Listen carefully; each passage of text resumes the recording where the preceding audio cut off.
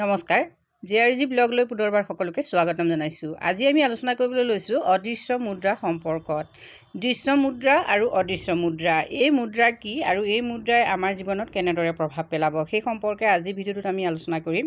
বিশেষকৈ অদৃশ্য মুদ্ৰাৰ হাতত ধৰিয়ে এদিন আমাৰ সময়বোৰ পাৰ হ'ব। আমি জীৱনৰ প্ৰতিটো লেনদেন, প্ৰতিটো ট্ৰেনজেকশ্যন আমি কৰিব লাগিব অদৃশ্য মুদ্ৰাৰ জৰিয়তে।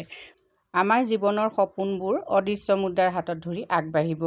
গতিকে এই অদৃশ্য মুদ্ৰা কি আৰু কোনে এই অদৃশ্য মুদ্ৰা প্ৰচলন কৰিছে সেই সম্পৰ্কে জানো আহক। অদৃশ্য মুদ্ৰা বুলি ক'লে আচলতে ডিজিটেল যিখিনি কাৰেঞ্চি সেই কাৰেঞ্চিকে কোৱা হয়।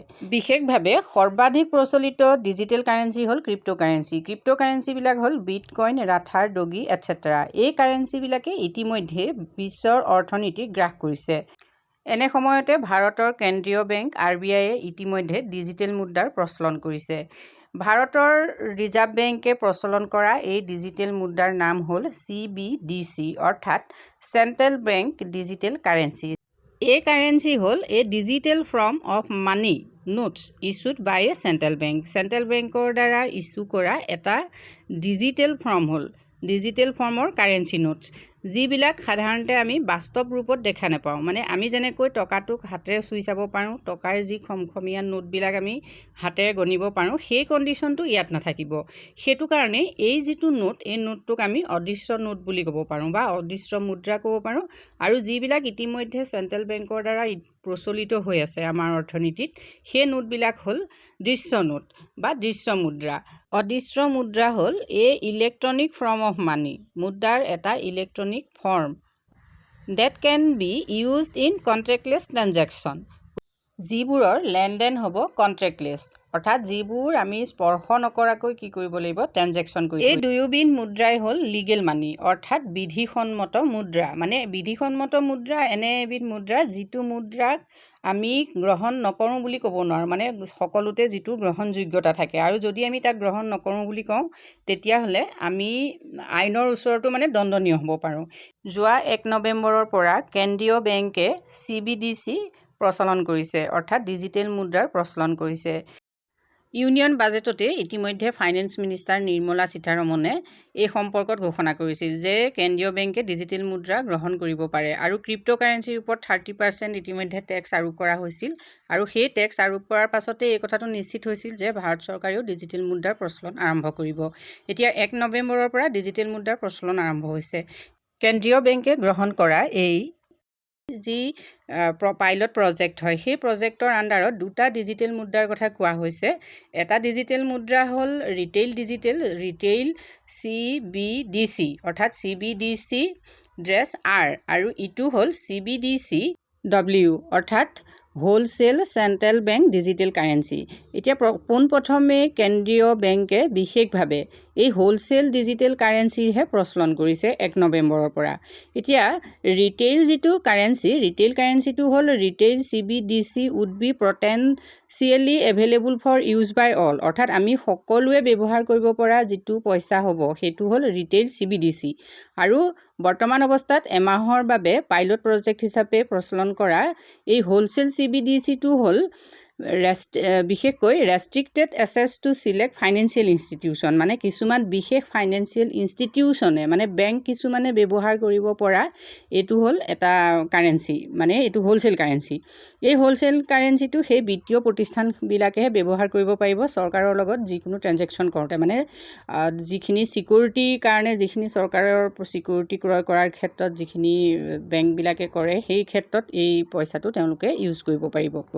এই পাইলট প্ৰজেক্টৰ আণ্ডাৰত 9টা বেংকক ইতিমধ্যে প্ৰাধান্য দিয়া হৈছে। সেই 9টা বেংক হ'ল SBI, bank of Baroda, UBI, HDFC, next আহিলে ICICI বেংক আৰু Cuttack Mahindra bank, Yes bank, IDFC first bank and HSBC bank. এই 9টা বেংকে প্ৰথম অৱস্থাত হোলচেল CBDC ইউজ কৰিব পাৰিব। ক্ৰিপ্ট'কাৰেঞ্চি আৰু CBDC এই কাৰেঞ্চি দুটাৰ মাজত ডিফাৰেঞ্চ কি? যিহেতু ক্ৰিপ্ট'কাৰেঞ্চি ইতিমধ্যে গোটেই বিশ্বতে প্ৰচলন হয়, কিন্তু ভাৰতবৰ্ষ এনেকুৱা এখন দেশ যিখন দেশে প্ৰথমবাৰৰ বাবে CBDC প্ৰচলন কৰিছে। অৰ্থাৎ ভাৰত এখন এতিয়া বিশ্বৰ বৃহৎ অৰ্থনীতিৰ দেশ হয়। গতিকে এনে এখন বৃহৎ অৰ্থনীতিৰ দেশে প্ৰথম পদক্ষেপ গ্ৰহণ কৰিছে CBDC প্ৰচলনৰ ক্ষেত্ৰত এটা ক্ৰিপ্টোকাৰেন্সি আৰু CBDCৰ মাজত ডিফাৰেন্স কি যেটো ক্ৰিপ্টোকাৰেন্সি এটা ইন্টাৰনেশ্যনেল মুদ্ৰা হয় যেটো মুদ্ৰাৰ বেকগ্ৰাউণ্ডত কোনো অথৰিটি নাই অৰ্থাৎ এই cryptocurrency is a decentralised digital asset and a medium of exchange based on blockchain technology অৰ্থাৎ এই যেটো ক্ৰিপ্টোকাৰেন্সি ই ডিসেন্ট্ৰেলাইজড ডিজিটেল এছেট হয় অৰ্থাৎ ইয়াৰ বেকগ্ৰাউণ্ডত কোনো ধৰণৰ বেংকছ ফাইনেন্সিয়েল ইনষ্টিটিউচন এনেকুৱা ধৰণৰ কোনো নাই মানে সেন্ট্ৰেলি অথৰাইজড ইয়াত কোনো নাই হেতু কাৰণে এই ক্ৰিপ্টোকাৰেন্সি আন্ডাৰ যিবিলাক কাম হয় সাধাৰণতে কি হয় মুদ্ৰাৰ অবৈধ লেনদেন হোৱাৰ সম্ভাৱনা থাকে সন্ত্ৰাসবাদী সংগঠনে এনে টকা বেছিকৈ ইউজ কৰিব পাৰে নেক্সট আহিলে ট্যাক্স ইভেশন হ'ব পাৰে গতিকে এই যিখিনি সমস্যা এই সমস্যাখিনি সমাধানৰ উদ্দেশ্য আগত ৰাখিয়ে ভাৰত চৰকাৰে ডিজিটেল কাৰেন্সি প্ৰচলন কৰিছে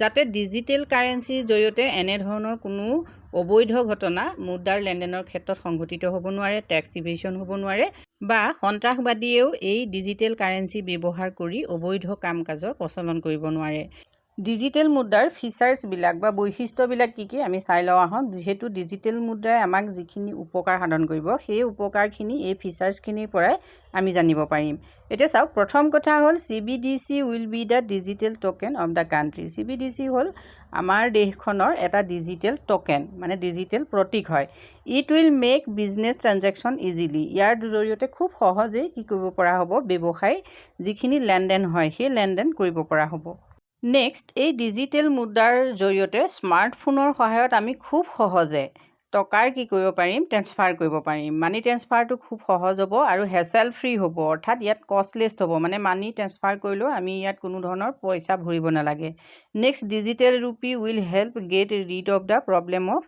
ফেক কাৰেন্সি এটা যিখিনি আমাৰ ব্লেক মানিৰ ক্ষেত্ৰত বা ফেক কাৰেন্সিৰ ক্ষেত্ৰত যিখিনি অসুবিধা বা সমস্যাৰ সৃষ্টি হয় মানে ব্লেক মানিৰ পৰা অৰ্থনীতি এখনৰ যিখিনি লোকসান হয় সেই লোকসানখিনিৰ পৰা উদ্ধাৰ পোৱা যাব এই ডিজিটেল কাৰেন্সিৰ সহায়ত নেক্সট আহিলে the cost of printing paper notes will be saved অৰ্থাৎ যিখিনি আমাৰ কাগজৰ নোট ছপা কৰোঁতে যিমানখিনি টকা খৰচ হয় চৰকাৰৰ সেই সকলো খৰচ কি হৈছে কমি যাব যেহেতু ডিজিটেলি যেতিয়া নোট ছপা কৰা হ'ব ডিজিটেল নোট যেতিয়া ছপা কৰা হ'ব তেতিয়া সেই ডিজিটেল নোট ছপা কৰোঁতে সিমান খৰচ নপৰে যিমান আমাৰ কাৰেন্সি নোটখিনি ছপা কৰোঁতে খৰচ হয় গতিকে নোট ছপা কৰাৰ ক্ষেত্ৰত চৰকাৰৰ ব্যয় হ্ৰাস হ'ব নেক্সট আহিলে digital currency will always be there after it is issued অৰ্থাৎ ডিজিটেল কাৰেন্সিটো ইছ্যু কৰাৰ পাছত ই সদায় থাকিব কেতিয়াও এই কাৰেন্সিটো কি হয় ডেমেজ হৈ নাযায় যেহেতু CBDC cannot be damaged অৰ্থাৎ ডিজিটেল কাৰেন্সি কেতিয়াও ধ্বংস নহয় আমি দেখিছোঁ যে পইচাবিলাক সাধাৰণতে কি হয়